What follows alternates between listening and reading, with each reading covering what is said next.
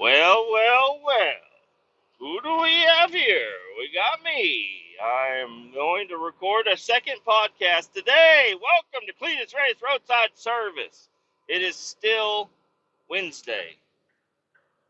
Um, just got offloaded. Took a while, not too long, but a little while. Got offloaded, and I am headed back to Kansas City. It is 12:30. I got out here at 10, so 2.5 hours, not bad. Not too shabby. Um, but I just called my boss to report a near miss because they like to have near miss reports.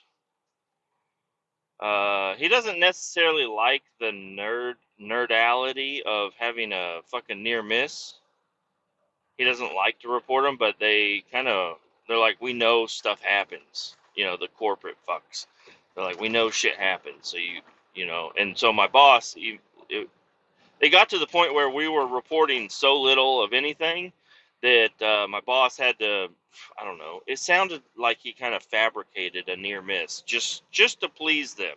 He's like, well, since nobody ever reports near misses, I almost hit a tire in the middle of the road and I had to swerve it and everything is fine. Anyways, I don't know. Just part of their safety program. They're like, we know near misses happen all the fucking time. Will you guys please report them? And we just don't fucking do that because who are you, a fucking nerd? They're like, nobody's going to get in trouble if you report near misses. But then they're like, oh, well, all accidents are avoidable. And we celebrate that nobody got hurt and no damage to equipment and everything is fine. But then, I don't know, just me. If I say anything, they're like, well, why didn't you do this? Why didn't you do that? Why? Blah, blah, blah, blah. I'm like, how about I just don't fucking report this shit no more? Because I don't say anything. You guys don't know anything. Okay? So quit fucking hounding on me about this and that, blah, blah, blah. They're like, it's part of the safety program. Anyways, that didn't really happen, but I know that's what would happen if I started fucking reporting every time I get cut off in traffic. No, I had to hit the brakes. I didn't have to hit them hard. I just had to slow down. But if I wouldn't have slowed down, I would have hit somebody. I mean, is that a near miss? I pulled up to a stop sign and I stopped. But it was a near miss because what if I didn't hit the fucking brakes? I'd have rolled right through that motherfucker and ran over an old lady. Is that a near miss? I don't know. Anyways, it's stupid. But sometimes things really do happen. And this one was not my fault, 100% not my fault. Yes, there are ways to avoid everything according to them, but I feel really justified in what the fuck happened today. So anyways, I pull up to this place where I'm offloading out in Hannibal. I pull in there. I pull up on the scale, go all the way around, get up on the scale, turn in my paperwork, and she says, because I've never been here for a live offload. I've only dropped off containers, and that's clearly over on this side. I've never even been to the other side of your plant, so I don't know anything over there. You're going to need to explain shit to me. And you really use those words. I was just like, yeah, I've never been here before. So anyways, she said, all right, over there, there's a tank area. You're going to pull in there next to the tanks. And, just park there, and somebody will come out and meet with you, and they'll get a sample. And I'm like, okay. And then right there behind the scale house is where all the other tankers are sitting. There is always a couple of trucks over there idling. The fucking fat ass truckers over there just waiting to get offloaded. They ain't got nothing. They just gotta sit over there. They've already been sampled. They go park over there and they hang out. And that's what I was expecting to do, but I wasn't quite sure. So I pull up there, I get out, and I see a porta potty, and there's a couple guys standing near it.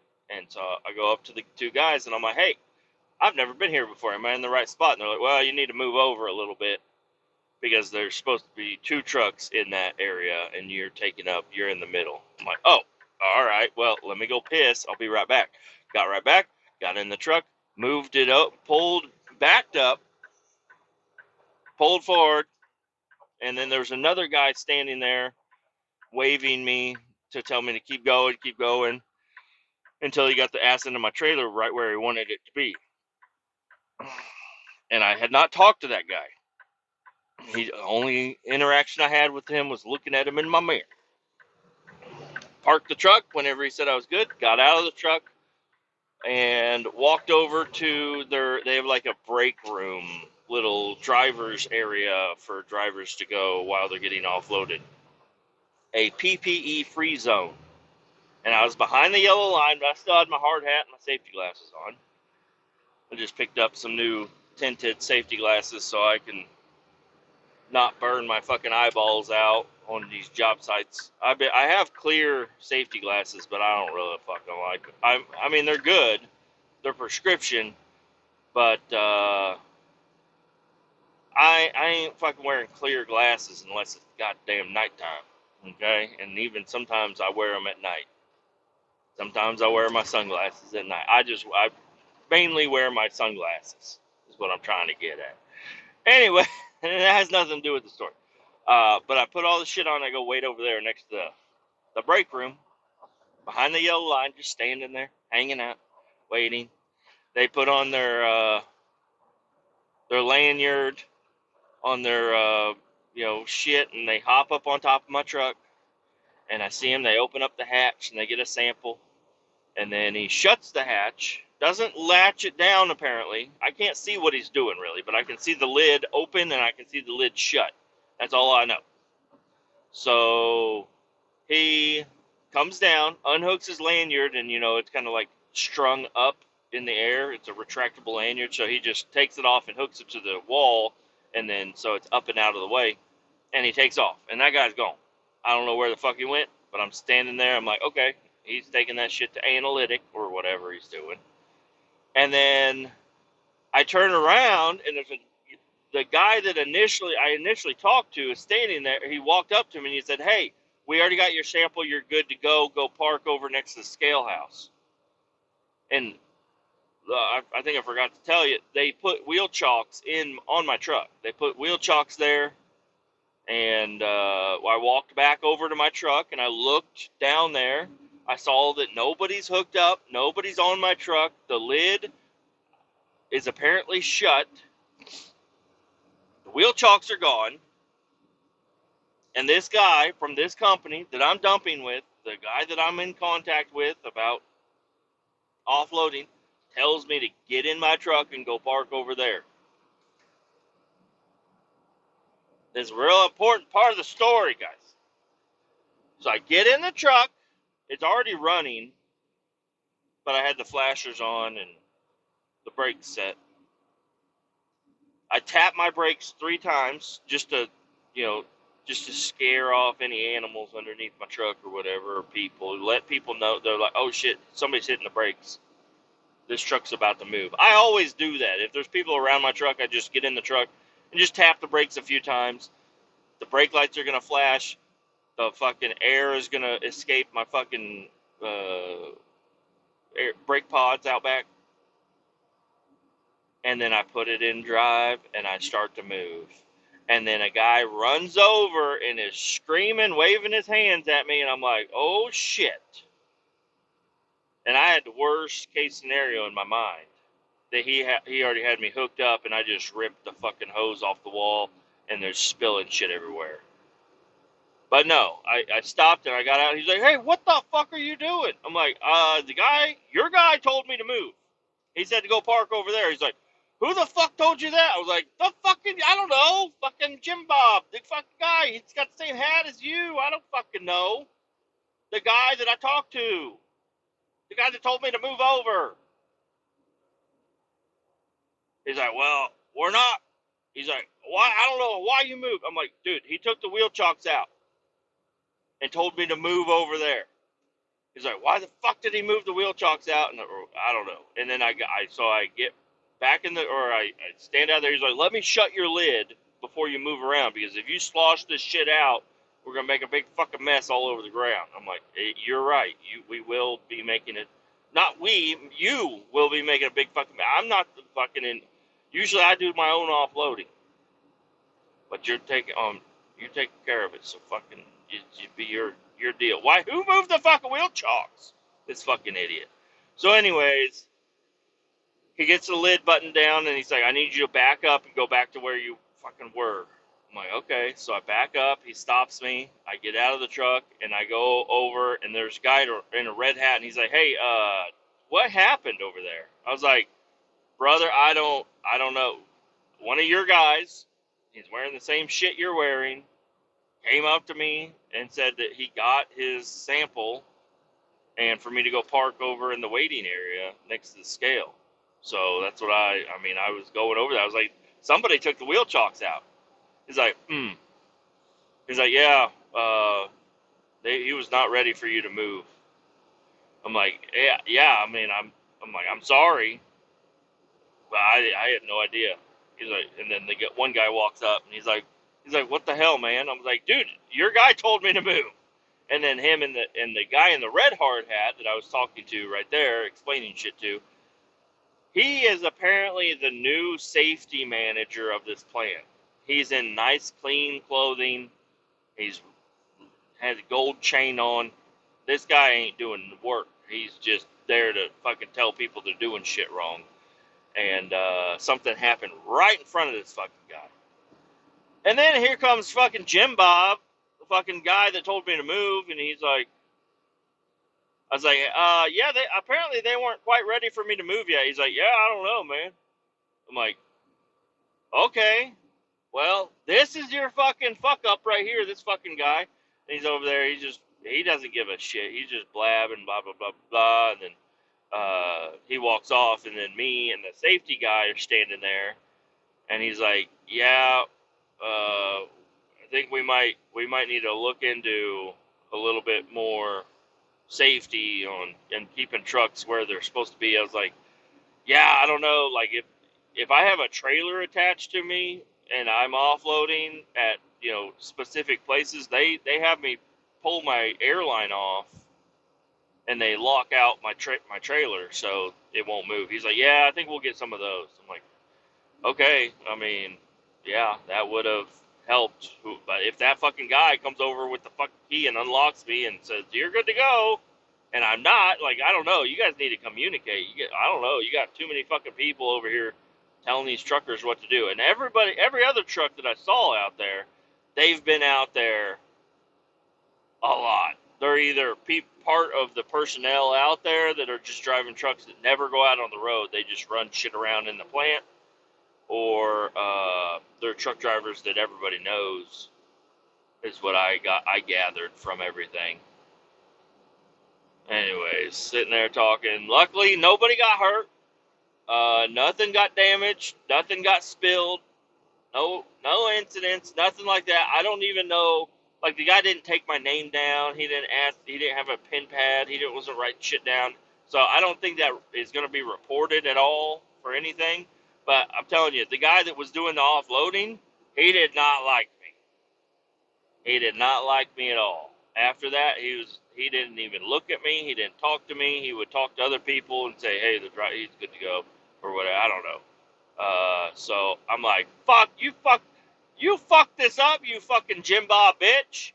You done fucked this shit up. Now I look like a goddamn idiot. I look like an unsafe professional driver that just fucking took off with an open tanker full of fucking gasoline and diesel, just sloshing it around. Like, and it would have sloshed around. Like, the guy told me to stop, and I was barely even rolling, but I had already moved like 6 or 8 feet. And then I hit the brakes, kind of hard whenever he's screaming at me. I immediately stop. I'm not going to just lightly get on the brake. I'm like, oh shit, and stop immediately. And luckily that shit didn't splash out, because that would have been really embarrassing. But yeah, I don't know. So I feel like I'm pretty justified in my actions. Hey, I'm here. You guys do the offloading. This guy's telling me where to go. This guy comes over to me, removes the wheel chocks, and says, go park over there. What am I supposed to do? Like, other than me, like, just walking past him, but he's got, like, 4 trucks that are ready to come in that they don't have to do analytic on. So there, I don't know. There was nobody behind me, but there were trucks later on that would pull up and park and wait on me. But that's your guys. That's you guys. You guys, I don't know. You guys need to work on communication a little bit more. Be like, hey, why are the wheel chocks gone? No, don't move, or something. Or you need to fucking, the guy doing the actual offloading is the one that needs to be locked out. He needs to de-energize any movement or machinery, and that would be the truck included. Put an airline lock on, put the key in a lock box, and lock the box out. And then that way nobody can nobody's even allowed to move the truck unless you are. We just had this discussion about the fucking lock boxes. I mean, you don't have to use a lockbox, but the guy that's doing the offloading should have a key to the lock on the trailer. If you're the one on the truck, you need to be, locked out or whatever. I don't know. But the other thing is, you got to use air for my trailer. I have to have my airlines connected to operate the air valves. They'll work for a while, but eventually the little air tanks that are hooked up to the trailer eventually run out. They bleed by a little bit. It's not a huge air leak, but you can't operate your truck. You can't operate them fucking air valves all that often with the airline being disconnected. It's got to be supplied with air. Can't even set the brakes. If I set the brakes, that turns air off. And you got to have air to operate the fucking trailer. But that's why you got wheel chocks. Okay? So anyways, there's a fucking fucked up situation going on over there. But we're done with that now, and yeah, I don't know. I sat around talking to the fucking Jim Bob fucking fuckhead for a while. He just wanted to sit there and talk. I don't know. He's like, "Where are you from?" I said, "Kansas City." He's like, "Figures." I'm like, "You're from fucking Hannibal, you fucking weirdo. You fucking swim across the river. I don't know. What the fuck do you do over here? You're too damn close to Illinois. Illinois is a piece of shit." Maybe it isn't. I don't know. I don't really have much on Illinois. But that, I don't know. Hannibal area is pretty nice. Actually, it's just small. Little river town. But anyway, I was like, I'm done sitting here talking to you. I'm gonna go sit in my truck. So I go sit in the truck, and I see that guy. Every time he would walk up to my truck, he'd look at me in the mirror and wait for me to look over at him, and then he'd start doing something. I'm like, yeah, I ain't gonna move, man. Made that mistake once. I ain't gonna move. I should have probably just went into the break room, but I had better signal and air conditioning in my truck. It's a little warm. I mean, it's only 80 degrees, but the sun is coming down.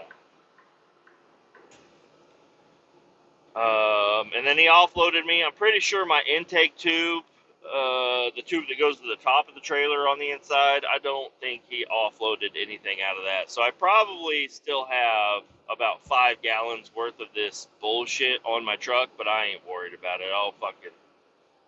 I'll take it all the way back to the shop and then dump it in our fucking used oil bin. It'll be fine. It ain't gonna be nothing.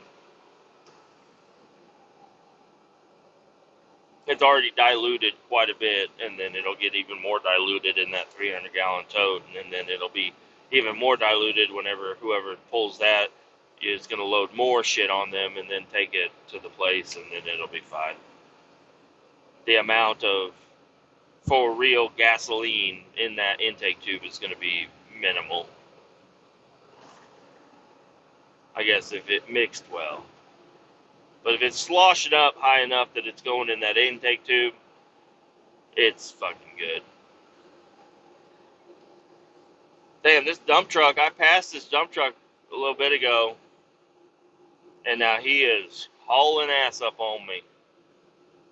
It's like he waited for me to pass him just so he had somebody to race. I'm doing 6 over here on the fucking highway. I'm going too fast already, bud. I ain't going any faster. You can pass me if you'd like. I'll slow down if you fucking come up on me.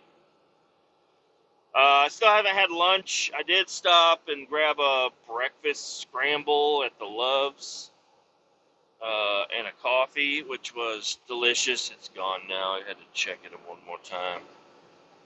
Listened to a little bit of Joe Rogan, and my uncle called me. So my uncle, the one I was just talking about the other day, about he's been looking for a DR650. It was just like, I feel like it was the last podcast, the one I did this morning, that I was talking about my uncle and brother getting a DR. Anyways, he called me up. He said, "Hey, I'm headed out to St. Louis." And I'm like, "Fuck, I'm headed the same way. What are you doing?" He said, "Are you on I-70?" I said, No, I'm up on 36. He said, "Oh, okay. Well, no, I won't see you." I was like, "Well, I'm not even going to St. Louis. I'll be about an hour and a half, 2 hours north of you, over at Hannibal." He's like, "Oh, what are you doing?" "Offloading waste." He said, "Oh, okay."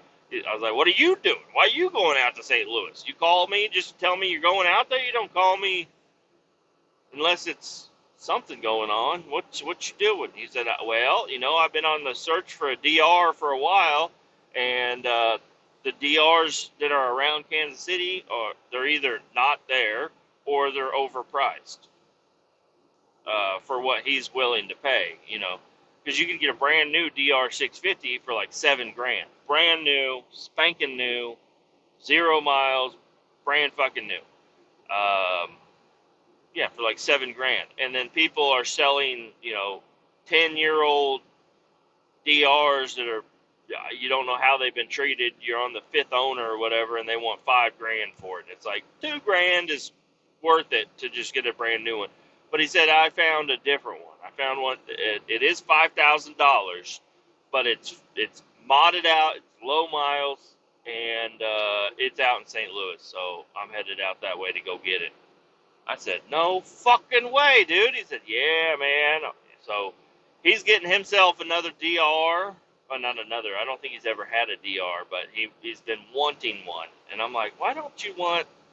I mean, DRZ 400s are plentiful. I mean, they still want good money for them, but there's tons to choose from. Whenever you get on Facebook Marketplace and you type in DR 650, 1 or 2 of them is going to show up, and then the rest of them are DRZs. And it's just kind of annoying that there's no fucking DRs, But he found one, all the way out in St. Louis on the other side of fucking Missouri. He lives in Kansas, so he had a little bit of a drive today. Yeah, he got a nice one, $5,000. It's got a 3.6 gallon fuel tank or whatever it is. I don't know. It's got a little bit. It doesn't have the big, like, 5-gallon fuel tank, but it's got like the mid-range fuel tank. So he said, and it's see-through. So he likes the see-through because these don't have fuel gauges on them. There's no fuel gauge on the DRs.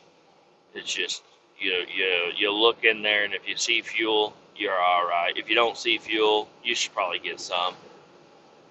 Unless you do it like me, and I just keep it in my mind on how many times I've ridden back and forth to work. It's like I can ride to work 2 times, but then I'm putting it on reserve, and make sure you turn it off of reserve whenever you fuel up,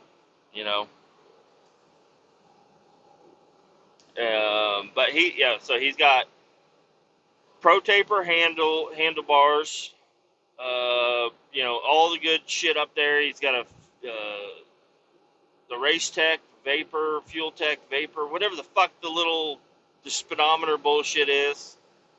The original speedometer is still on there.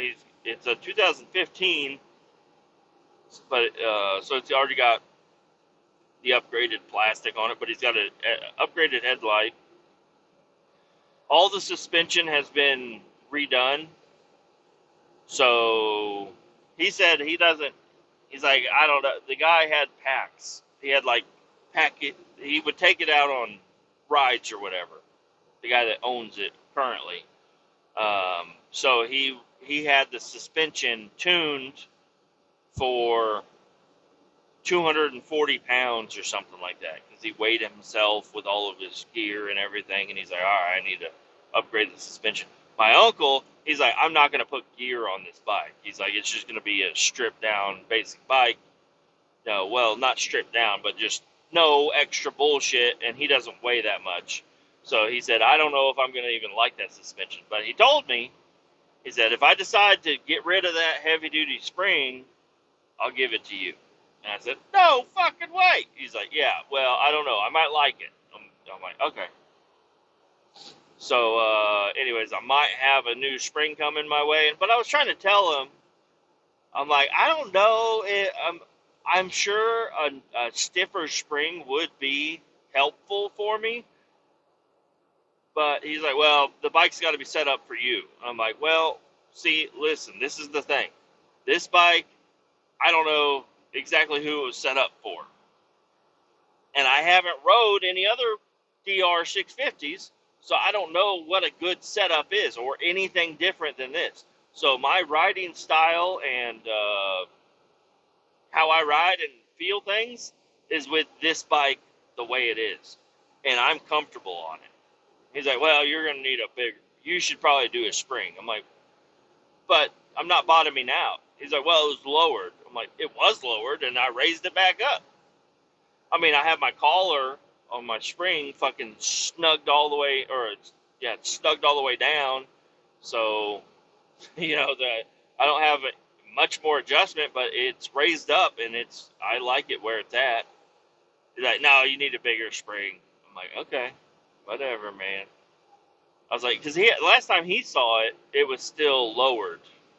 I haven't ridden with him or taken it over to his house or showed him anything about it since I've done like a complete overhaul on the bike. Whenever he saw it, it still had the stock fender on it, the stock number plate, stock gauges and fuel tech, vapor, whatever the fuck.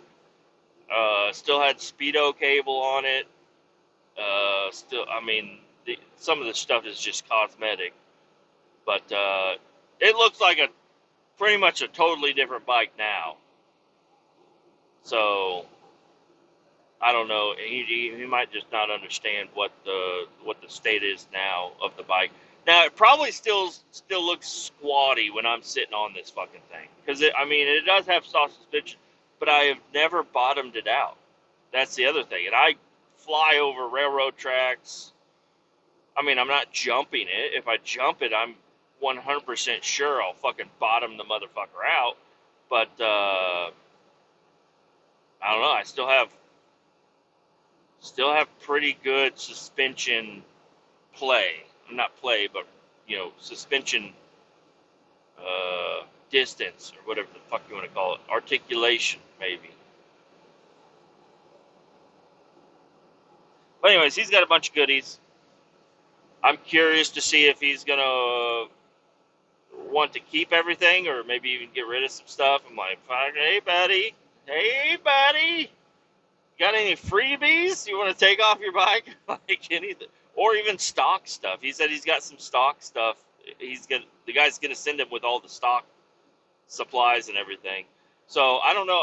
Even though it's another stock fuel tank, I might see if he'll swap me out fuel tanks because I'm pretty sure the baffle or whatever the fuck, the screen, something in my fuel tank, there's something wrong with it because it takes forever to fuel it up all the way. Because you fuel it up, it'll come all the way to the top of the fuel tank and then it'll slowly trickle down. And then you fill it back up and it slowly trickles down.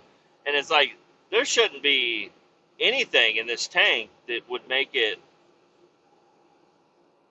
drain slow like that. I should be able to just stick a fuel nozzle in there, fill it up, and it's full, and then just ride off. But it takes a while to fuel it up just because I want to get it as full as I can. And some people might say, oh, well, that's so you don't overfill it, for expansion or whatever. You don't want to fill it all the way to the tip top. And then, because like on fuel tanks on semis, it says only fuel up to like 90% capacity or whatever to leave headspace. But I don't know. On my bike, if I'm fueling it up, most of the time I'm about to ride it for a while. And I don't know. I don't think that's the way they're supposed to be, anyways. But I don't know. I don't fucking know. But he's got stock plastics, upgraded tank, upgraded seat, upgraded shocks, upgraded tires. Well, I don't know, upgraded tires, but he's just got knobbies on there. He does have the upgraded headlight and tail light. What else? Handlebar guards. He said the one thing he was thinking about doing was putting on heated hand grips, and I'm like, why? But hey, he knows way more about motorcycles or anything than I probably ever will. He's had numerous bikes, and he said he wanted to get a DR. He said I'm probably gonna ride it for a couple of years and then sell it, and maybe get one that's even newer and less miles. He doesn't like to have things with low miles, and he's even several times he's told me I need to sell my bike. He's like, oh, it's a 99? Get rid of it, dude. I'm like, why? He's like, that thing's old as fuck. I'm like, well, what would be cheaper, to sell this good running, working bike for like $2,000, or, and then not be able to get another bike, or, just put like, I don't know, I guess it could be up to $1,000 to replace seals and bearings, and I don't know, if I do my own engine rebuild, which I don't know if I'm up to that fucking task, but these DR 650s have been around for so fucking long that there's videos on every little thing. So I wouldn't be too scared to go ahead and rip that engine out and start taking it apart. I mean, it would obviously be a weekend deal.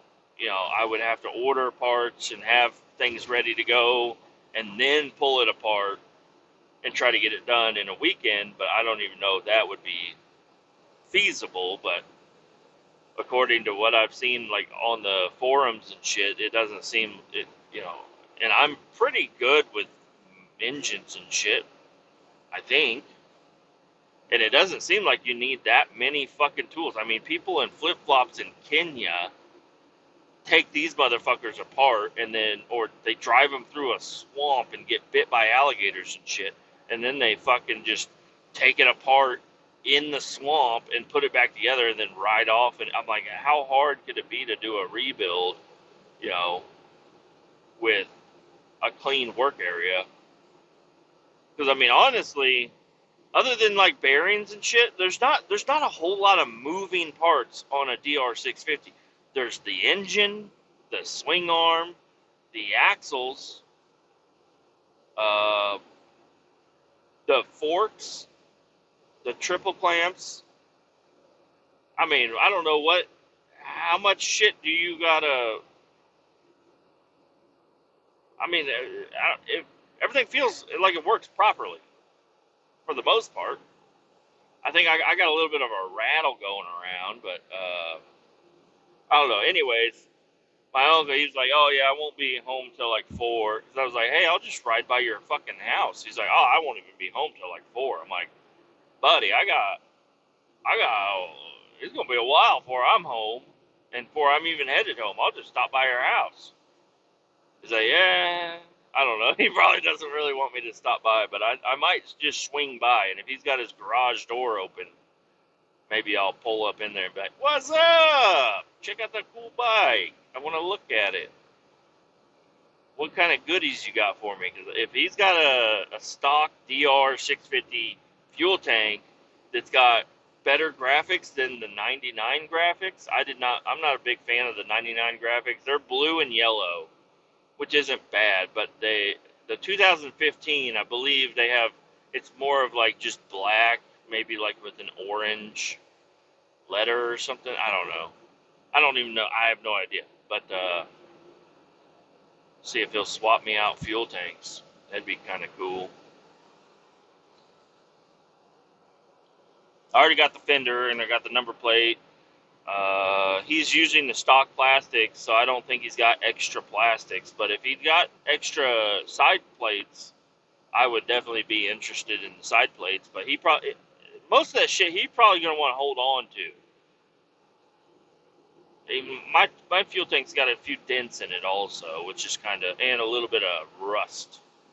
Not rust on the inside, but there's a little bit of outside rust where the paint cracked off.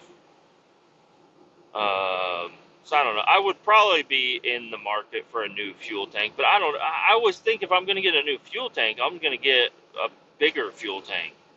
But he told me to get a clear one. He's like, yeah, get a clear one, so you not clear, but you know you can see through. You can see your fuel level and stuff. And I'm like, I don't like those. Those look fucking disgusting. They're like yellowish. They look fucking gross. If anything, I'd get a white one and then put stickers on it also. Even though stickers don't really stay on plastic fuel tanks. I guess they do. But, I don't know. Fuel,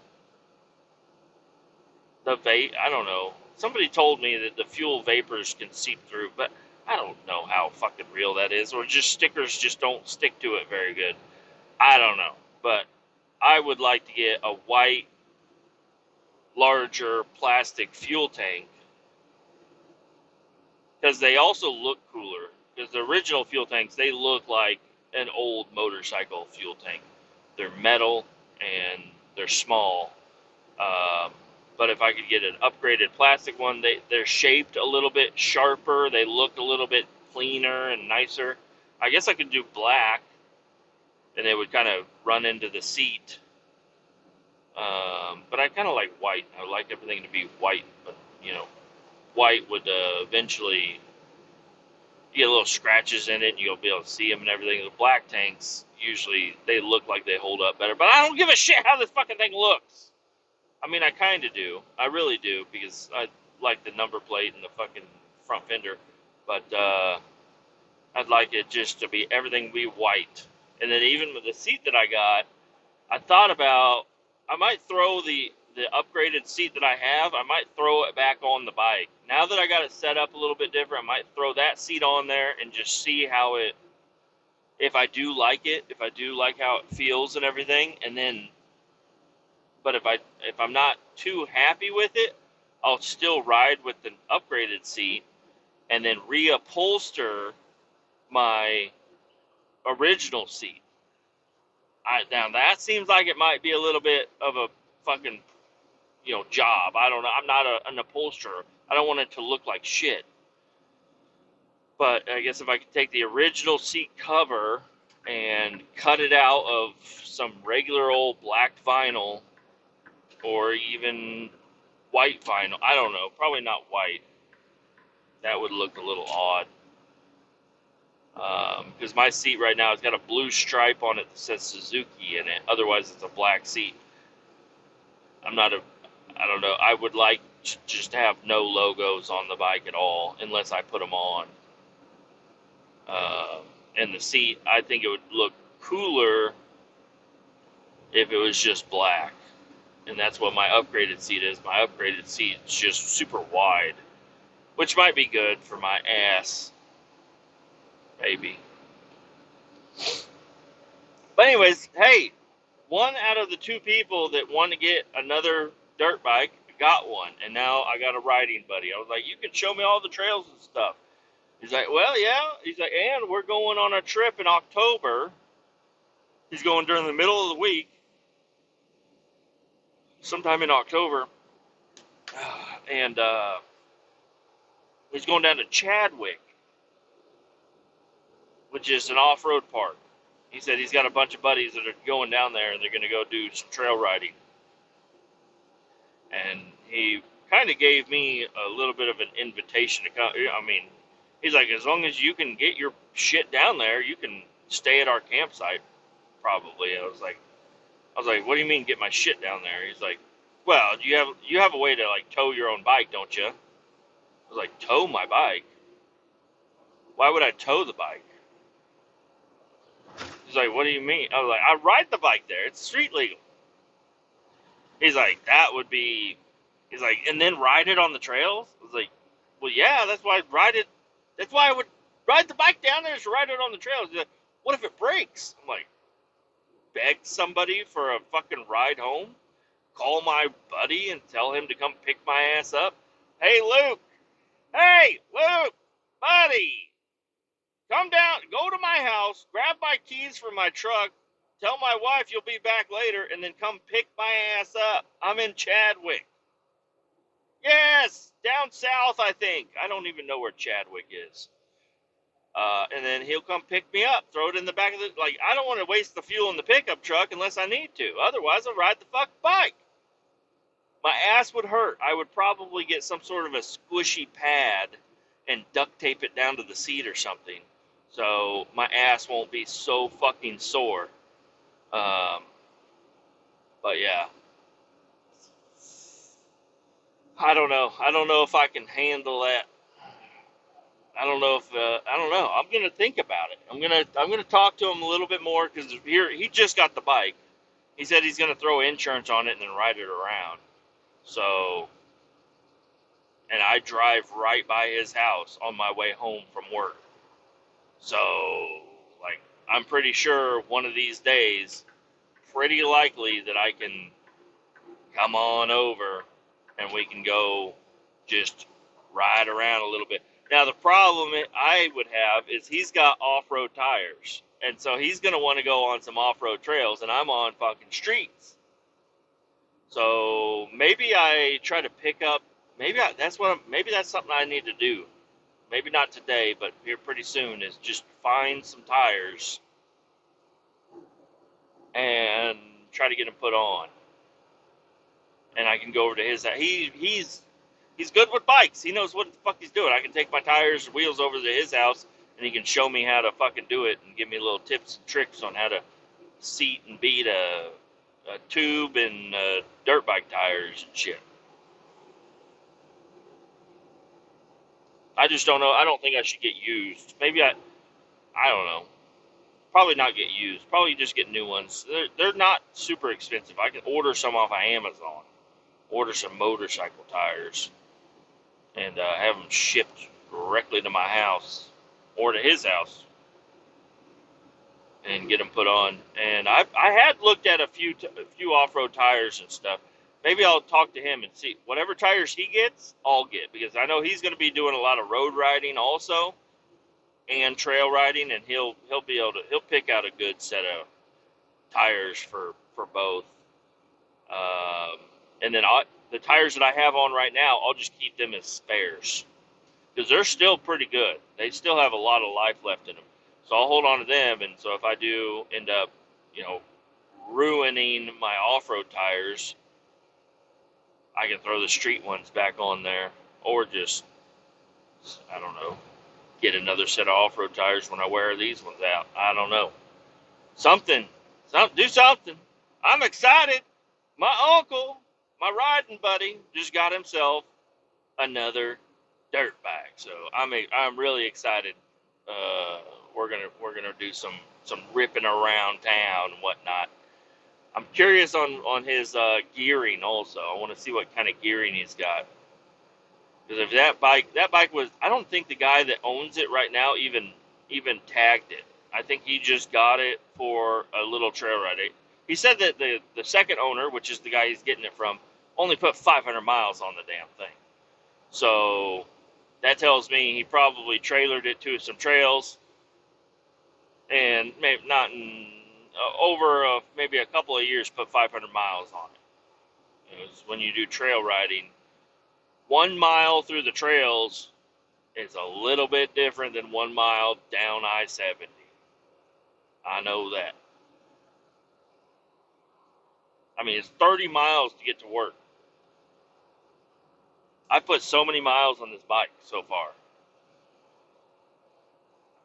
30, that's one way. So 60 miles.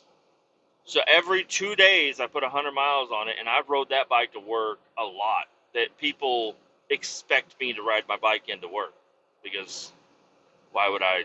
Why would I drive the truck? You know, unless it's raining. And then I also should probably get some gear. My uncle, he wears a bunch of gear and shit. I'm just going out there in a fucking t-shirt.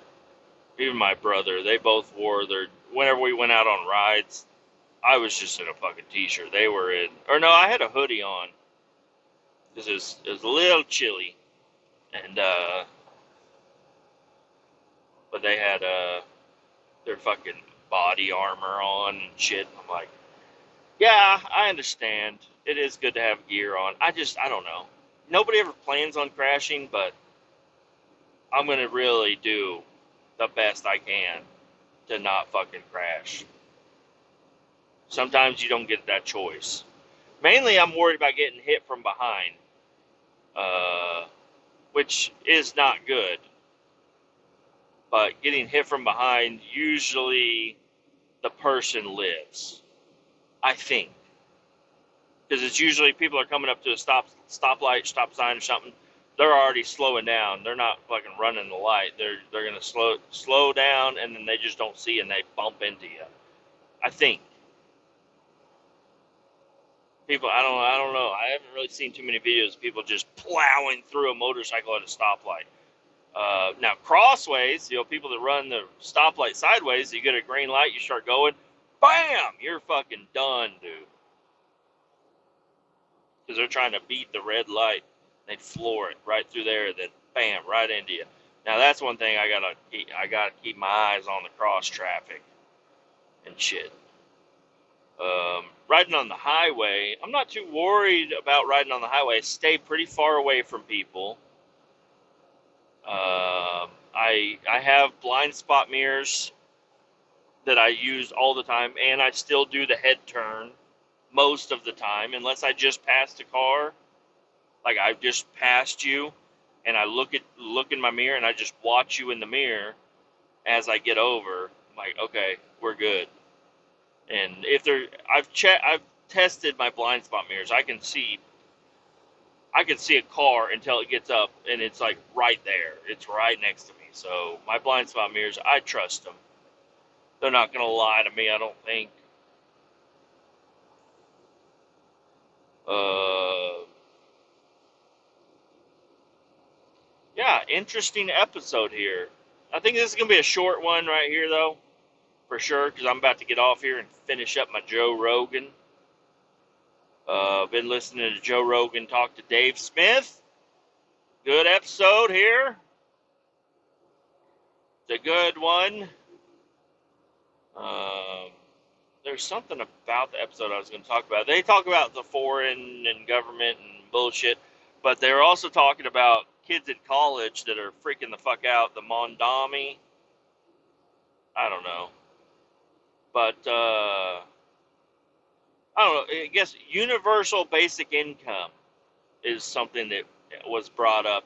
And I was thinking about it, and it's like, because I don't know if that's what Mondami, the new upcoming mayor of New York, plans on doing some shit like that or something.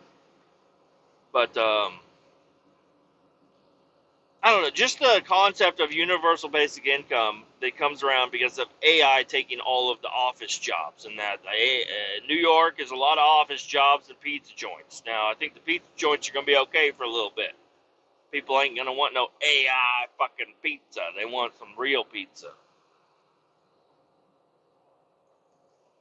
And hot dogs. Maybe the hot dog vendors, those may go AI. I don't know. Just fucking boil a hot dog, throw it on a fucking bun. Fucking pretty fucking simple. Hard to fuck up a hot dog.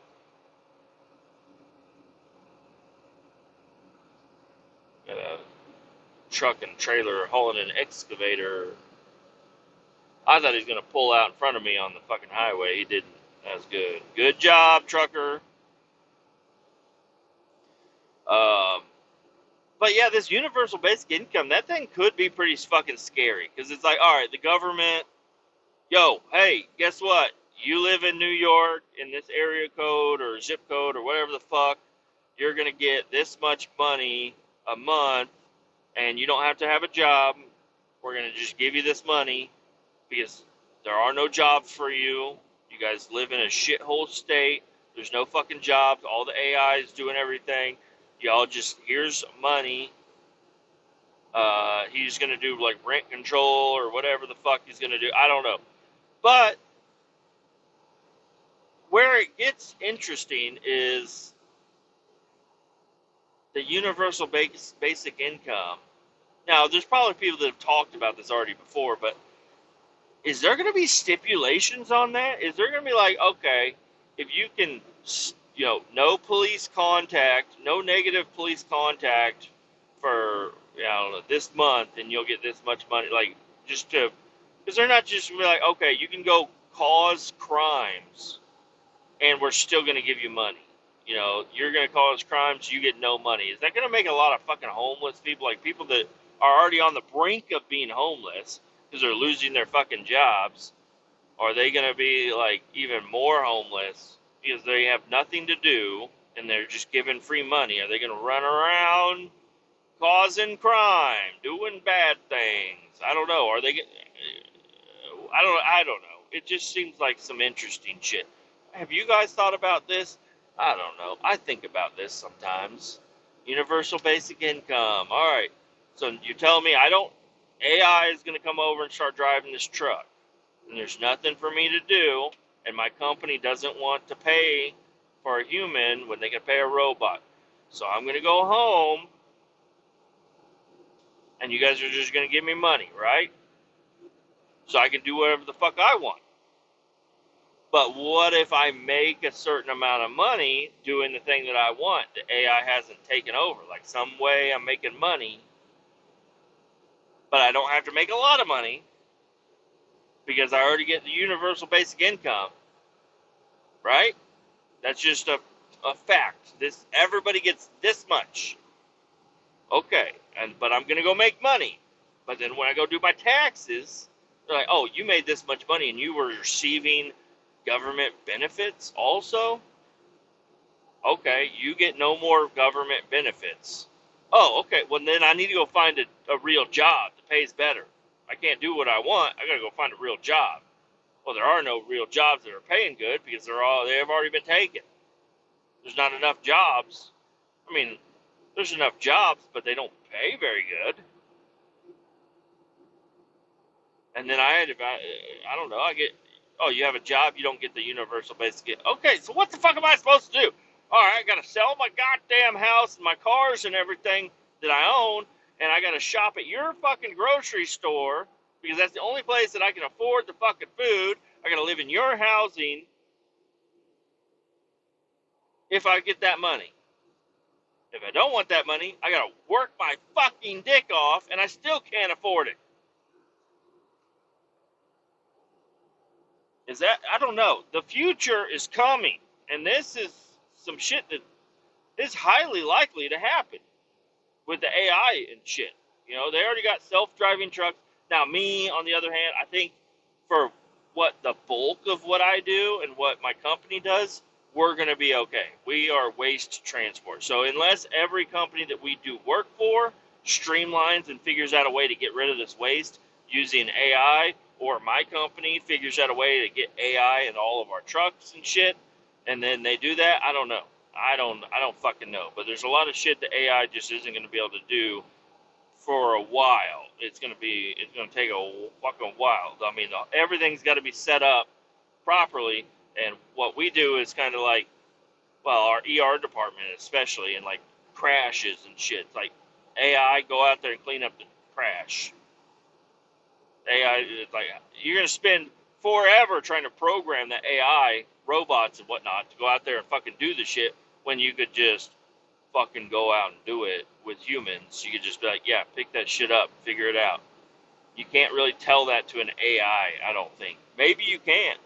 Maybe that will be a thing. ChatGPT, it told me the fucking the pump on my washer was the correct fucking pump, and it was the wrong fucking pump. And it even called me. It said, hey, no, that is the correct one. I can see why you wouldn't think it is, but it is the correct one. And then I'm like, well, then why the fuck is it the recirculation pump? And it's like, Oh shit, you're right. So how many incidents and accidents you gotta get with AI before it's gonna fucking start doing shit the correct way the first time?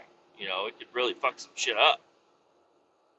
But I don't know, if people set up the world to be ran by AI, maybe it would work a little bit smoother. Everybody's in self-driving cars. Nobody even owns the cars. Do you think people that drive a Tesla own the entire Tesla? No, there's so much proprietary property or whatever, proprietary property or whatever. I don't know. There's a lot of shit in that fucking car that you don't own the information to do what you want with the fucking car. I've heard about that. Like most new cars today that you buy, even my fucking the little Ford Escape or whatever, there's shit in that car that you don't exactly own and you don't have access to. But it's in the car, but it's not quite yours. Something like that. I don't know exactly what they're talking about 100%, but I've heard some shit like that. So but just don't trust me, but just entertain it with me. Um, I don't know. No, the future is gonna look weird. Gonna look real fucking weird. I'm passing a DOT trooper here, so I want to watch him, make sure he's not coming after me. Looks like he's stuck in a ditch. Is that a trooper? It is a trooper. Oh, he's not stuck in a ditch. He just parked. Gave him a little head nod. Gave him a little head nod. He's still parked there. Still hanging out. He's not moving. Alright, we're good. I think so. If I was a trooper, I would fuck with drivers all the fucking time. Think it's funny. Like, look at this guy. As soon as you pass him, he just taps his brake lights, and you're like, oh, fuck, he's coming after me. But you're really just tapping your brake lights. Or fly up right behind somebody. Maybe run the tag. Maybe just drive up and just ride their ass for a little bit, and then drive right next to them. And then you're like, fuck, man, I'm trying to drive as perfectly as I can. You really make me goddamn nervous over here. Are you going to pull me over or not? I'll just pull over now. And let you either pass me or turn your lights on and check me out. Jeez. I mean, I'd be a good DOT officer, I think. That I don't know. Maybe I'm wrong. Maybe I wouldn't be good. I mean, obviously, if there's real shit wrong with your stuff, but I'm not gonna. I don't know. They seem like robots, just about. I mean, when is DOT gonna be AI? I don't want that. I really don't want that. You have a little bit of leniency when it comes to humans. I think sometimes, unless they're a fucking mainly an asshole trooper, is just an AI trooper. He's like, your tire tread depth is 1/32 under, or you're 4.5 psi too low, and the 4 psi is the maximum you can be low on your tire, or I don't know, your ABS lights on your trailer. Well, the light on the trailer actually isn't on, but the light in the cab is. But you don't know that. And that might be a true statement as of right now. Listen, I've taken it to the fucking shop and talked to the mechanics. I'm like, hey man, the ABS light keeps coming on this fucking truck. Comes on, comes off. Comes on, comes off. I'm like, I don't know what the fuck to do. Like, yeah, that's how it is. I'm like, what do you mean that's how it is? You guys are the mechanics. You're supposed to be able to fix this shit. Shit's saying it's fucking ain't got no ABS. It's not icy out. It's not even wet out. I don't really plan on slamming on the brakes. But hey, I don't normally plan on slamming on the brakes ever. Anyways, Oh yeah, this is gonna be a short episode. Remember, 59 minutes in. 1 hour exactly right now. Yeah, short episode today. Normal length, but short. It felt short. Don't know why. I've done 2 hours worth of podcasting today.